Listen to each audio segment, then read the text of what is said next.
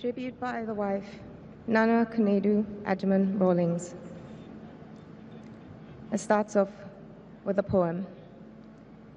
We started on the journey with wonder at the world.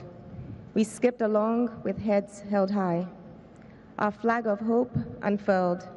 Enthusiasm filled our days. As optimism grew, we had so many plans and dreams. Did some of them come true? But then our path grew steep and rough, and clouds obscured the sun. As problems raised their worried heads, we lost our sense of fun. But love was there through troubled times to ease the hurt away. With caring hands and gentle touch, it helped us through each day. So as the road goes winding on, step bravely mile by mile.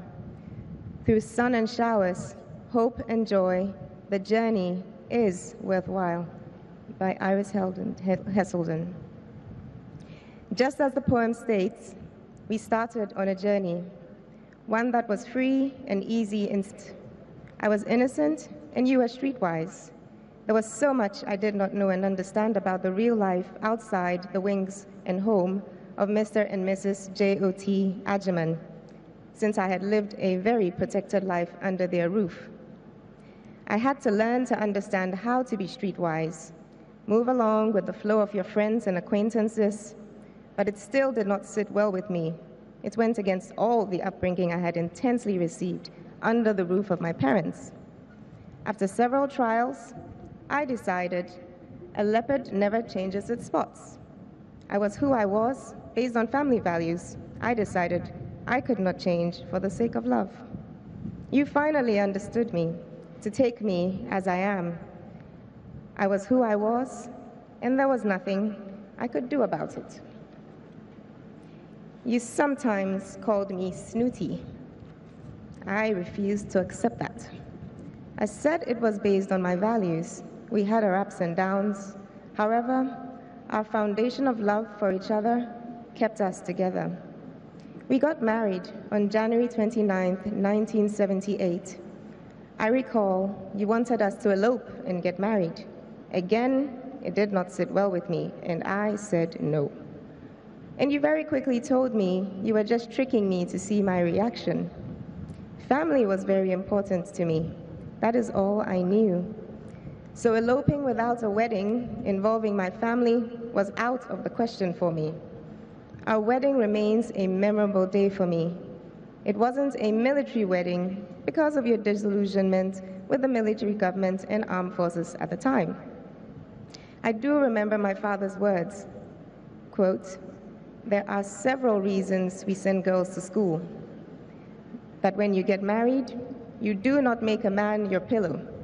You stand on your own and earn your keep," close quote. He advised you to encourage me in my endeavors because a working woman is a free woman. We were married and I learned to move into another family of just us. I tried. It was not easy, but I knew I had you as my support, so I pushed on.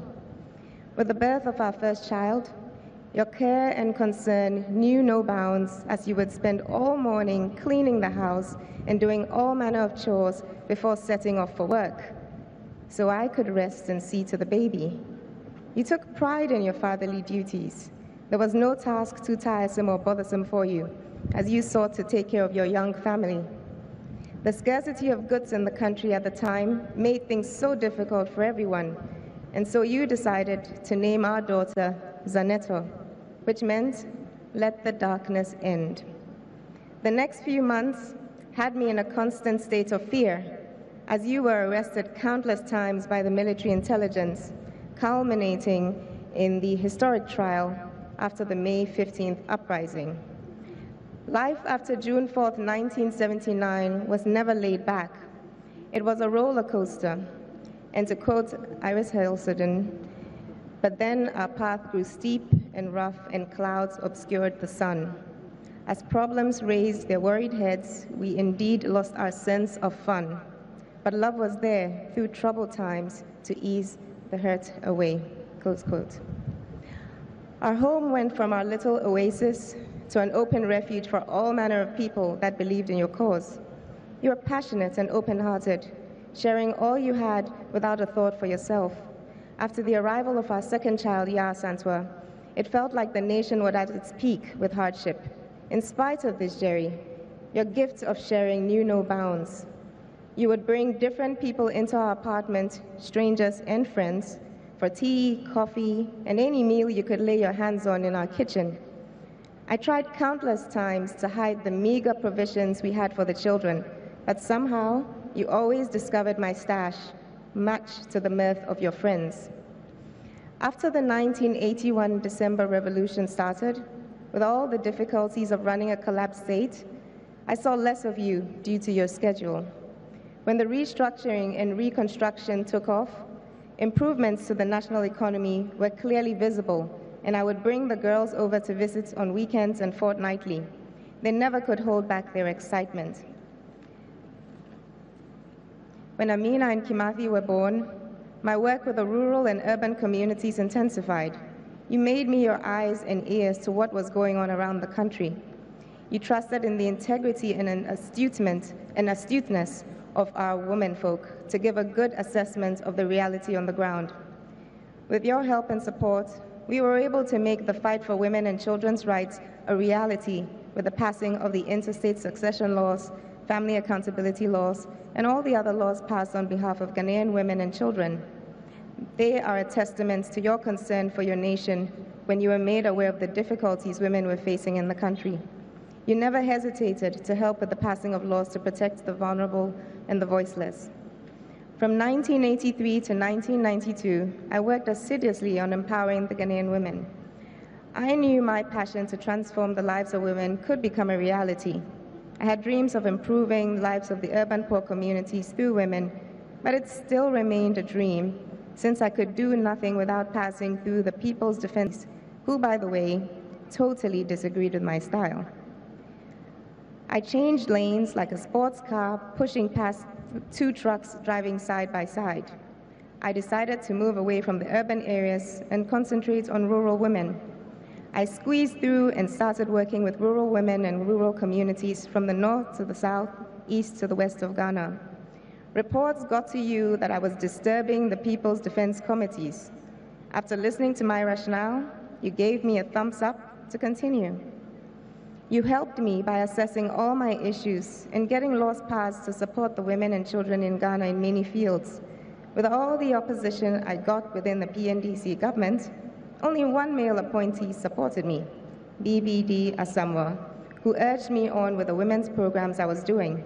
He explained to you my intentions and the importance of allowing me to develop the women in Ghana to become self-sufficient and economically sound, since they hold half of the sky. So their empowerment will reflect on how the children in Ghana will grow and develop as well.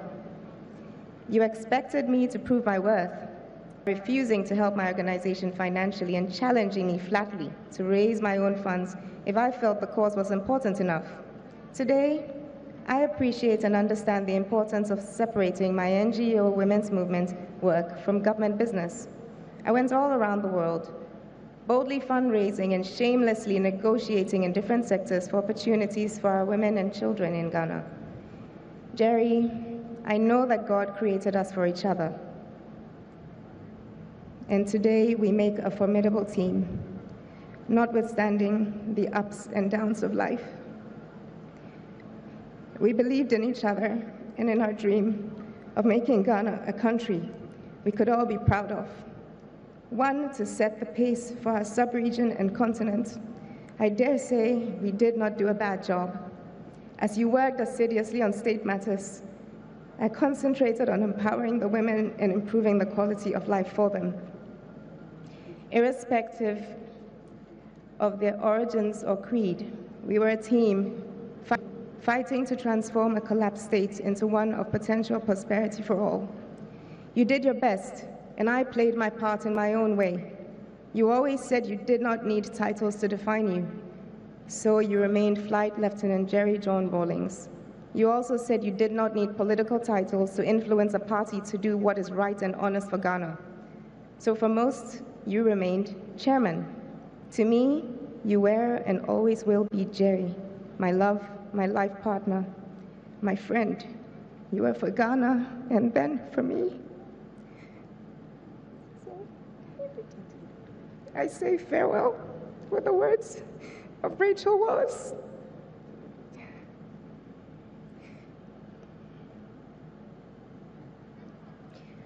He is the kaleidoscope of the rainbow, the chuckle of the stream, the lark's glad call, the lily's perfume. He is the bud on the branch, the rich gleam of the fox's fur, the shy gaze of a fawn, the small cloud caught in a crate of trees. He is the gold that crowns the daffodils, the whisper in the wind, the song in the rain, the story of the seasons. He is life and love, the beginning and the end, an hour, a day, an eternity. Rest in perfect peace, my love. May you watch over us all.